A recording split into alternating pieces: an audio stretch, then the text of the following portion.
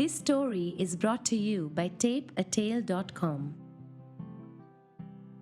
मेरी माँ को पुरानी चीज़ें संभाल के रखने का बहुत शौक था। Calendars, coins, greeting cards, report cards, यहाँ तक कि फ़ोटोग्राफ्स भी। हम उनका मजाक उड़ाते थे, कहते थे कि ये घर आपने घर नहीं म्यूज़ियम बना के रखा है। वो हंसती थी, मगर कभी पुरानी चीज़ें संभाल के रखना छोड़ा नहीं उन्होंने। शायद इसीलिए घर में एक बड़ा सा टीवी होने के बावजूद और फ़ोन पे कई हज़ारों गाने डाउनलोड करने का ऑप्शन होने के बावजूद वो अपने पास एक रेडियो रखती थी। मुझे याद नहीं वो कौन से ब्रांड का था, मगर इतना ज़रूर याद है कि वो ब्राउन कलर का था और बहुत ज़्यादा घर घर आता था। माँ उसे अपने बिल्कुल पास रखती थी सिरहाने में, और रोज़ रात FM गोल्ड चला के रफ़ी और मुकेश के गाने सुनते सुनते सो जाया करती थी। मगर हर संडे वो रात के बजाय गाने सुबह सुबह चलाती थी। जब उन गानों की आवाज़ मेरे कमरे तक आती तो मैं बिस्तर पे लेटे लेटे ही उन पे चिल्लाती, माँ संडे सोने के लिए होता है, आवाज़ कम करो ना। वो बिना कुछ कहे आवाज़ धीमी कर देती।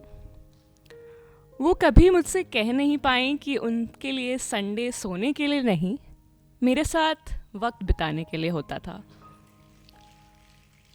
वो कभी कह नहीं पाई और मुझे समझने में शायद थोड़ी सी देर हो गई। वो क्या है ना, उन दिनों में उम्र के उस दराज पे थी जब ऐसा लगता था मानो हमें हमसे बेहतर और कोई नहीं समझ सकता। और अपने उम्र के बाकी लोगों की तरह मैं भी घर में दिन भर ईयरफोन्स लगा के घूमती और अपने अंदर की ही दुनिया में खोई रहती थी। और रेडियो से तो दूर दूर तक रिश्ता नहीं था। रफ़ी और मुकेश के गाने भी कहाँ भाते थे उन दिनों। दोस्तों ने बर्थडे पे फ़िलिप्स का एक रेड कलर का MP3 प्लेयर दिया था। कंप्यूटर ऑन करके लाइमवायर पे जाके लिंकिन पार्क के गाने डाउनलोड करती और दिन भर उसी MP3 प्लेयर में वो गाने सुनती रहती। माँ का वो रेडियो और मेरा वो MP3 प्लेयर कभी साथ बैठ के सेम गाना नहीं बजा पाया था। उसके बाद मैंने शहर बदले। सपनों की तलाश बचपन के उन गलियों से बहुत दूर ले गई और हमने वो रेंट पर लिया हुआ घर छोड़ा, फिर लोन लेकर अपना घर लिया। शिफ्टिंग में कहीं माँ का वो रेडियो खो गया। अगले 10 दिन तक माँ बहुत दुखी रही, मानो कोई बहुत पुराना यार उनका बिछड़ गया हो। नए घर के सन्नाटे को रेडियो की उस नामौजूदगी ने और गहरा कर दिया था। फिर कुछ दिनों बाद माँ भी अपने फ़ोन पर ही ईयरफोन्स लगा के रेडियो सुनना शुरू कर दी। उन दिनों मैं उनसे तकरीबन 2000 किलोमीटर दूर थी और शायद इसी दूरी ने पहली बार मुझे रफ़ी और मुकेश के गानों की तरफ खींचा। जब बैंगलोर में अपने छोटे से 1 BHK में थक हार के वापस आती तो वो गाने सुनती तो समझ आया कि माँ को उन गानों में इतना सुकून क्यों मिलता था। फिर एक दिन सोचा क्यों ना कुछ किया जाए। उनका बर्थडे आने वाला था, सो तकरीबन 2 साल पहले मैंने अपनी पहली सैलरी से माँ के लिए एक कारवां का रेडियो ख़रीदा। मुझे अभी भी याद है अमेज़ॉन का पार्सल जब घर पहुंचा और माँ ने उसे पहली बार खोला तो खुशी के मारे मुझे वीडियो कॉल लगाया। मैं उस दिन बहुत लो फील कर रही थी, किस लिए ये याद नहीं, मगर इतना ज़रूर याद है कि माँ के चेहरे पे वो खुशी देख के मैं बाकी सब कुछ भूल गई थी। और उस दिन मैंने उनको प्रॉमिस किया कि मैं बहुत जल्द ही वापस आऊँगी और हम साथ में बैठ के उस रेडियो पे गाने सुनेंगे। ये प्रॉमिस रखने का मुझे मौका लगभग 2 महीने बाद मिला।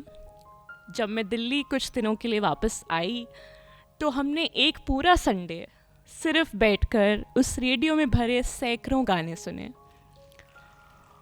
और माँ ने मुस्कुराते हुए बोला, देखा, जब ज़िंदगी में किसी को सुकून चाहिए होता है तो उसे रफ़ी की ही याद आती है।